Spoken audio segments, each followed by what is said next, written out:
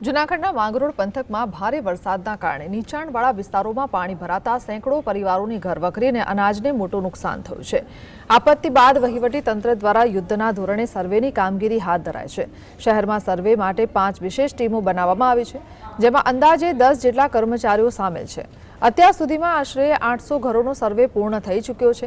વહીવટી સૂત્રોના જણાવ્યા મુજબ આજે સાંજ સુધીમાં સમગ્ર શહેરનો સર્વે પૂરો થવાની શક્યતા છે, જેથી અસરગ્રસ્ત પરિવારોને સરકાર તરફથી વહેલી તકે યોગ્ય રાહત મળી શકે। જે સભ્યોની ટીમ બનાવવામાં આવી છે કે જેમાં 10 અલગથી બીજા સબ મેમ્બર આપવામાં આવ્યા છે।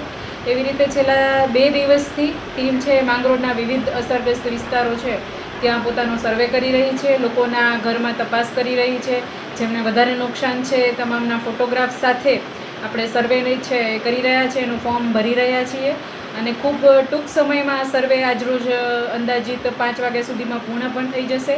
આશરે 800થી પણ વધારે મકાનો છે એ અસરગ્રસ્ત મકાનો તરીકે આપણા પ્રાથમિક અહેવાલમાં નોંધાયા છે।